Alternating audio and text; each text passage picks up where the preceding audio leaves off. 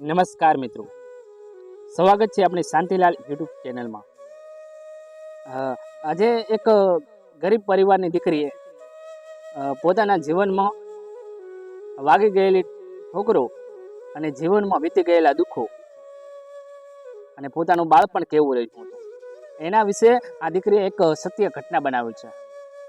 ચાલો મિત્રો, આજે આ દીકરીની કહાની સાંભળીએ। મારો જન્મ એક નાનકડા ગામમાં થયો હતો। હું એક ગરીબ પરિવારની દીકરી હતી। મારા માતા પિતા બહુ ગરીબ હતા। અમારા ઘરની આર્થિક પરિસ્થિતિ બહુ નબળી અને મારા પિતા ખેત મજૂરી કરીને અમારું ઘર ચલાવતા હતા। મારા માતા પિતા માંડ મજૂરી કરી અને અમારા ઘરનું પૂરું કરતા હતા અને અમારી પરિસ્થિતિ બહુ નબળી હતી। મને ગામમાં કે કુટુંબમાં કોઈનો સપોર્ટ ન હતો અને અમારું દુઃખ હતું, અમારી ગરીબાઈ હતી એ કોઈ સાંભળવા વાળું વ્યક્તિ મારા પાસે ન હતું, જેથી કે અમે અમારા દુઃખની કહાની એ લોકોને શેર કરીએ, પણ અમારા સાંભળવા વાળું કોઈ વ્યક્તિ નહોતું, એટલે અમારા દુઃખની કહાની અમે કોઈને શેર કરી ન શક્યા। મારા પિતાને એક જ દીકરી હું હતી। મારા માતા પિતા અને હું, બસ અમારા પરિવારમાં આટલા જ હતા। મારા પિતા ખેતરનું કામ કરતા હતા, વાડીનું કામ કરતા હતા, એટલે કે ખેત મજૂરી કરીને અમારું ગુજરાન ચલાવતા હતા, અમારું ઘર ચલાવતા હતા। મારા પિતા બહુ સાદા અને ભોળા હતા અને બસ ગરીબાઈમાં પોતાનું જીવન છે ને એ ગરીબાઈમાં જ જીવ્યું। હું જ્યારે ભણતી હતી, હું શાળાની અંદર પહેલાથી બીજા ધોરણમાં હું ભણતી હતી, ત્યારે મારા પિતા વિદાય કરી હતી, એટલે કે મારા પિતાનું અવસાન થઈ ગયું હતું। મારા પિતા એક બીમારીના કારણે મૃત્યુ પામ્યા હતા અને મારી માતાનું એક આંખનું ઓપરેશન કરાવેલ હતું, એટલે મારી મા છે ને જાજુ જોઈ શકતી નથી ને ત્યારે મારી ઉંમર હતી નાની, ભણવાની ઉંમર હતી, મારે રમવાની ઉંમર હતી, પણ એ જ ઉંમરે મારી જવાબદારીના પોટલા મારા ઉપર આવી ગયા હતા। ઘરની જવાબદારી છે ને એક સંપૂર્ણ રીતે મારા ઉપર આવી ગઈ હતી। કારણ શું હતું કે પિતાએ તો દુનિયા છોડીને ચાલી ગયા હતા। મારી મા હતી, એમનું એક આંખનું ઓપરેશન કરેલ હતું, એ જાજુ જોઈ શકતી નથી અને બધી જવાબદારી મારા ઉપર હતી। એ સમયે મને ઘણું બધું દુઃખ થયું અને મારા ઘર ઉપર દુઃખોના પહાડો આવીને તૂટી પડ્યા હતા। મિત્રો, કહેવાય છે કે જ્યાં અજવાળું હતું ત્યાં અંધારું છવાઈ જાય છે। આપણે સમજો કે જો આપણા ઘરમાં લાઇટ હોય છે અને ગોળો હોય છે, અને કદાચ એ લાઇટ જતી રહે અને ગોળો બંધ થઈ જાય છે, ત્યારે આપણે અંધારું આવી જાય છે। કેટલું એમ થાય છે કે ક્યારે લાઇટ આવે, ક્યારે અજવાળું થશે, પણ અહીં તો દીકરીની જિંદગીનું અંધારું થઈ ગયું છે। હવે અજવાળા કરવા વાળું કોઈ વ્યક્તિ રહ્યું નથી અને આ દીકરી ભણતી હતી, ત્યારે હું ને મારી મા બંને કાલાવાલા કરતા અને અમારું એ નાનકડા ગામની અંદર એક અમારું છાપરું હતું, એક કાચી માટીનું અમારું એક નાનકડું ઝૂંપડું હતું। એ ઝૂંપડાની અંદર હું ને મારી મા રહેતા। અમે બંને બેસી અને મને જ્યારે યાદ આવતી ને મારા પિતાને, ત્યારે હું ને મારી મા બંને મન ભરીને રડી લેતા હતા। ત્યારે હું નાની હતી અને મારી માને હું કહેતી કે મા, પિતા તો આ દુનિયામાં રહ્યા નથી, મારા પિતા આ દુનિયામાં રહ્યા નથી અને ભગવાને આપણને જુદા કરી દીધા છે, પણ હાલ તો મારા પિતાને થોડા ઘણી કમાણી આપણા ઘરમાં પડી છે, એ થોડા સમય સુધી ચાલશે। જ્યારે આ પૂરું થઈ જશે ત્યારે માં આપણા દિવસો કેવા આવશે, આપણે શું જમીશું, આપણે શું ખાશું, આપણે કઈ રીતે ચલાવશું, હું એ આગળના સમયને હું વિચારીને બેઠી હતી અને હું મારી માને આ રોજ હું કહેતી અને મારી મા કહેતી કે બેટા કાંઈ વાંધો નહીં, બેટા જે આપણને દુઃખ ભગવાને આપ્યું છે એ ખરું, જે નસીબમાં હશે ને એ તો બટા ભોગવવું જ પડશે, પણ કહેવાય છે કે રામ રાખે અને કોઈ ન ચાખે। બેટા તું ચિંતા ન કર, બધું સારું થઈ જશે, બધું સારું થઈ જશે। મારી મા મને શાંત પાડતી અને મારી માની હું વાર્તા સાંભળીને મારું દુઃખ છે ને એ હળવું થઈ જતું હતું। ત્યારે કહેવાય કે મારા પિતાને અવસાન થયા બાદ 4 થી 5 મહિના થયા હતા, ત્યારે જે અમારા ઘરમાં થોડા ઘણું કરિયાણું હતું ને મારા પિતાનું લાવેલું, એ ખૂટી ગયું હતું। ત્યારે મેં મારી માને કહ્યું, માં હવે આપણી પાસે કશું રહ્યું નથી, હવે આપણે શું ખાશું? મેં અને મારી માએ એવા દિવસો જોયા છે કે એક ટાઈમ અમે ભૂખ્યા રહીને સૂઈ ગયા હતા, પણ અમને કોઈ જગાડવા વાળું કોઈ વ્યક્તિ નહોતું મળ્યું। અને ત્યારે મારી નાની ઉંમર હતી, મેં નાની જ ઉંમરમાં ઘરની જવાબદારી લઈ લીધી હતી।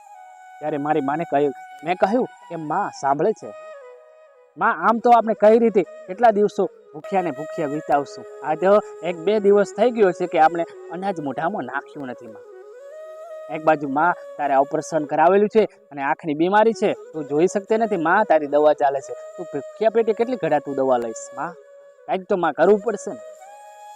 ત્યારે હિંમત હું હારી ગઈ હતી. ત્યારે એ સમયે હું ભણતી હતી, ત્યારે મેં મારા ગામની અંદર જ્યાં પગ મૂક્યો અને મારા ગામની અંદર મેં મારા ગામના લોકો રહેતા હતા.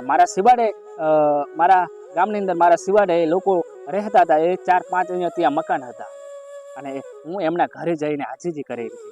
ત્યારે મેં મારી નાની ઉંમર હતી અને હું રડતા બોલી હતી કે મારી નાની ઉંમરમાં મારા પિતા છે ને એ અવસાન થઈ ગયા છે, મૃત્યુ પામ્યા છે અને મારી મા છે ને એ જોઈ શકતી નથી અને ઘરની જવાબદારી મારા ઉપર છે. ને મેં 1-2 દિવસ થઈ ગયો છે, મેં અને મારી માએ કશું ખાધું નથી. ત્યારે એ લોકોએ બોલાવી એમના ઘરમાં મને કહેવાય છે કે મને વાર્તા કરી અને એ લોકોએ મને સમજાવી અને હું એમની વાર્તા સાંભળી અને મારું દુઃખ છે ને એ હળવું થયું. ત્યાં મને લોકોએ જમાડી હતી ને 1-2 રોટી મને છે ને વધારે આપી હતી. બેટા તું તારી માને જઈને જમાડી લેજે લે. ત્યારે મેં લોકોને કહ્યું હતું કે સાંભળો છો, અમે આમ ગરીબાઈ અમે કેટલા દિવસો ભોગવીશું. મને છે ને તમે ઘરની અંદર વાસણ કચરા પોતા કરો છો ને, મને તમે આ તે કામે મને રાખી દો. હું તમારા ઘરે ડેલી ટાઈમસર આવી અને તમારા કચરા પોતા છે ને હું કરી દઈશ. મને થોડા ઘણા રૂપિયા આપજો, તેથી મારું ઘર ચાલે. ત્યારે લોકોએ આ દીકરીની વેદના સમજી આ દીકરીને ત્યાં કામ આપી દે છે. સાહેબ, દીકરીને ત્યાં કામ આપી દે છે અને દીકરી ઘરે આવી જાય છે અને જે 2 રોટી લઈને આવી હતી માને જમાડી દે છે. માને કહે છે, માં સાંભળો છો? તારી માં બોલી કે બોલ ને બેટા, શું કહે છે? માએ રડતા કહ્યું કે મારી દીકરી શું કહે છે? માં, હવે કઈ ચિંતા કરવાની જરૂર નથી. હવે આપણે સુખ શાંતિથી 2 ટાઈમનું ભોજન જમી શકશું. એટલે માં બોલી, કેમ બેટા? મેં જે આપણા બાજુવાળા ઘરો છે ને એ ઘરોની અંદર મેં કામ બાંધી દીધું છે. મેં ત્યાં કચરા પોતા કરવાનું કામ છે ને એ બાંધી દીધું છે. હું ત્યાં જઈશ અને આપણે 2 ટાઈમનું ભોજન આપી દેશે. ત્યાંથી આપણું ગુજરાન ચાલી જશે. ત્યારે મારી માં રડતી રડવા લાગી અને મારી માં બોલી કે હે ભગવાન, મને કેટલું દુઃખ આપ્યું છે. મારી ફૂલકા જેવડી દીકરી છે અને આજે હા કામ આવું કરશે, મજૂરી કરશે. અને માં રડતી હતી ને મેં કહ્યું કે માં તું રડમત, તારે એક ઓખનું ઓપરેશન કરાવેલ છે, તારી આંખ છે ને એ દુખશે. માં તું રડમત, હવે ચિંતા ન કર. અને માં જે નસીબમાં લખેલું છે ને એ ભાગ્ય આવ્યું ને એ ભોગવવું પડશે. ત્યારે મેં અને મારી માને શાંત કરીને સાંજ પડીને અમે સૂઈ ગયા હતા.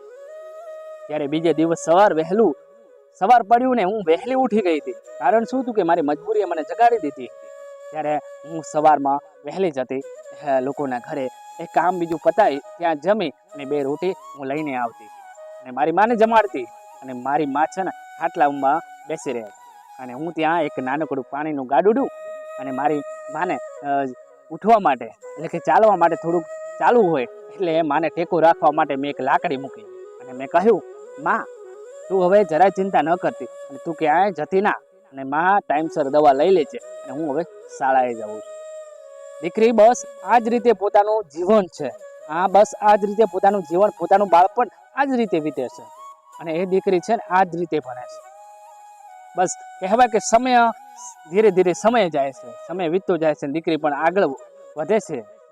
જ્યારે દીકરીનું કહેવાય છે કે પ્રાથમિક શિક્ષણ પૂરું થઈ જાય છે અને દીકરી આ સ્કૂલની અંદર પ્રવેશ કરે છે.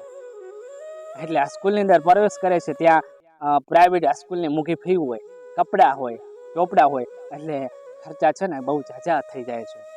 એટલે દીકરી જે કચરા પોતા કરતી હતી ને એમાંથી તો પોતાનું માંડ 2 ટકનું ભોજન જ પૂરું થતું હતું, બાકીનો ખર્ચો પૂરો ન થતો. એટલે કહેવાય કે દીકરીએ ઘણા બધા એવા નાના મોટા બજારોની અંદર જઈ શાકભાજીનો ધંધો હોય કે શાકભાજી વેચવું હોય,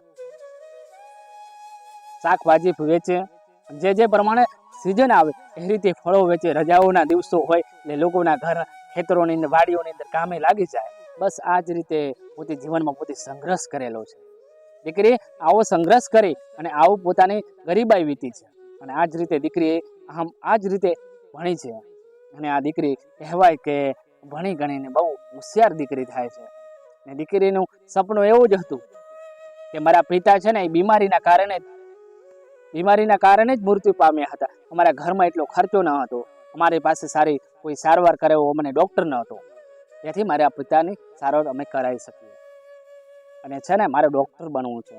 કારણ શું છે કે મેં મારી જિંદગીની અંદર મેં મારી લાઈફની અંદર દુઃખ જોયું છે અને મારા જેવા ગરીબ દીકરીઓ અને ગરીબ લોકો હશે એમના શું હાલ હશે.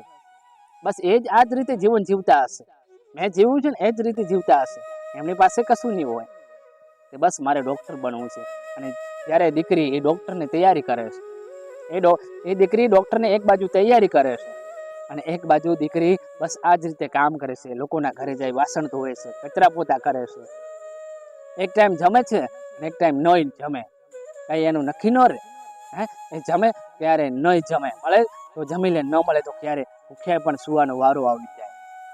અને દીકરી કહેવાય કે દિવસે શાળામાં ભણે અને કહેવાય કે સમય વધે એટલે એ કામ ઉપર જતી રહે, એટલે એના પાસે ટાઈમ જ ન હતો કે હું વાંચી શકું, લેસન કરી શકું કે લખાણ કરી શકું. એ પોતાના પાસે ટાઈમ ન રહેતો એટલે દીકરી છે ને રાત્રે મોડા સુધી વાંચતી ને લખતી. રાતના 1-1 ને 2-2 વાગ્યા સુધી આ દીકરીએ ઉજાગરા કરેલા છે. અને સવારમાં વહેલું ઉઠવાનું અને પાછું કામ ઉપર જવાનું, પાછું ભણવા જવાનું. એટલે રાત્રે દીકરી 2-2 અને 1-1 વાગ્યા સુધી 2-2 વાગી જતા આ દીકરી લખવામાં અને વાંચવામાં. આ રીતે આ દીકરીએ સંઘર્ષ કર્યો અને દીકરીએ આ જ રીતે સંઘર્ષ કરીને ડૉક્ટરની ડિગ્રી પ્રાપ્ત કરી. એટલે કે કહેવાય છે કે નોકરી છે ને એ દીકરીએ મેળવી લીધી છે. દીકરીએ ડૉક્ટર બની અને પોતાના ઘર, કહેવાય કે ઘર હતું એ ગરીબ ઘરની દીકરી હતી. ઘર હતું ને એ ગરીબ ઘરનું હતું. એ ગરીબ ઘરની દીકરી છે ને એ અત્યારે ડૉક્ટર બની ગઈ. અને એની માને કહ્યું કે માં બસ હવે હું ડૉક્ટર બની ગઈ છું, માં તારે હવે કઈ ચિંતા કરવાની જરૂર નથી. માને આ વાત શેર કરે છે અને માં ખૂબ જ રાજી થઈ જાય છે. માને હરખના આંસુ છે ને એ સમાતા નથી. અને દીકરીએ કહ્યું કે મારા પિતાનું અધૂરું સપનું રહી ગયેલું માં આજે મેં પૂરું કર્યું છે. દીકરી સરકારી નોકરી મળી જાય છે ડૉક્ટરની. એટલે દીકરી છે ને એ સરકારી દવાખાનાની અંદર 1 થી 2 વર્ષ સુધી નોકરી કરે છે. અને એ જ ગામની અંદર કે અથવા આજુબાજુની અંદર ક્યાંય દવાખાનું નહોતું, લોકોને બહુ તકલીફ પડતી હતી. એટલે એ દીકરીએ પોતાના ગામના એક નાનકડી હોસ્પિટલ ઊભી કરે છે. એ એક ગામમાં પાછી આવી જાય છે અને એક ગામની અંદર હોસ્પિટલ ઊભી કરે છે. અને દીકરીએ કહેવાય કે જે ગામડાની અંદર ગરીબ લોકો હતા ને એ ગરીબ લોકોની સારવાર છે ને એ કહ્યું કે હું પૈસા નહીં લઉં. જે મારા જેવા ગરીબ લોકો ગામડાની અંદર જીવતા હતા એવા લોકોને મારા પૈસા નથી લેવા. કારણ શું છે કે મેં મારી જિંદગીની અંદર મને વીતી ગયેલું છે. હું મેડિકલ સ્ટોર ઉપર જતી, કદાચ મારા 10 રૂપિયા બાકી રહી જતા ને તો મને ધક્કો પડતો હતો. એ લોકો મને દવા ગોળી નહોતા આપતા કે જો પૈસા પૂરા લઈને આવશો ને તો જ ગોળી મળશે. એટલે મેં મારા જિંદગીની અંદર મેં મારી લાઈફની અંદર દુઃખ જોયું છે, પણ જે મેં ભોગવ્યું છે એવી આવનારી પેઢી ન ભોગવે અને મારા જે લોકો છે ને એ ન ભોગવવું પડે.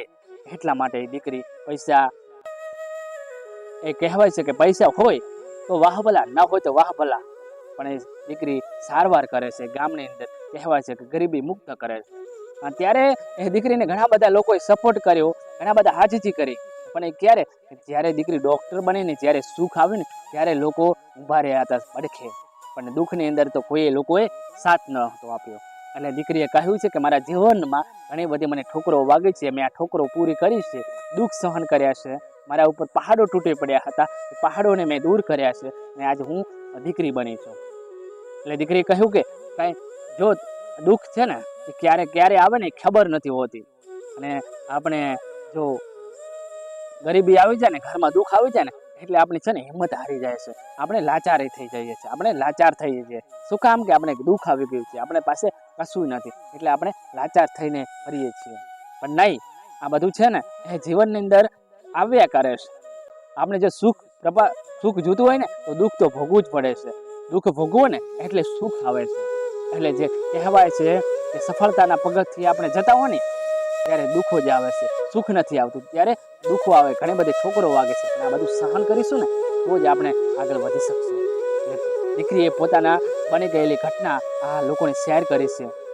મિત્રો, એટલે કહેવાય છે કે દુઃખ આવે પણ ક્યારે હિંમત ન હારવી જોઈએ. હિંમત ક્યારે હારવી ન જોઈએ. કારણ શું છે કે આપણે સફળતાના પગથિયે ચડી રહ્યા છે ત્યારે જ આપણે દુઃખ આવે છે, પણ એ દુઃખને સહન કરવું પડશે. દુઃખોના પહાડો આવેલા છે, સહન કરવા પડશે. ઠોકરો એ બધું સહન કરવું પડશે, તો જ આપણે જીવનમાં કંઈક કરી શકીએ. એટલે આ દીકરીની પોતાની આ દીકરી સત્ય ઘટના છે. દીકરીના માં વીતી ગયેલું અને આ દીકરીએ શેર કર્યું છે. મિત્રો, આ તમે દીકરી વિશે તમે શું કહેવા માંગો છો આ કોમેન્ટ બોક્સમાં જરૂર કરજો. અને વિડીયો ગમે હોય તો લાઈક શેર કરી ચેનલને સબસ્ક્રાઈબ કરજો અને જોતા રહો અમારી ચેનલ ઉપર આવા નવા વિડીયો. નમસ્કાર, જય હિન્દ, જય ભારત.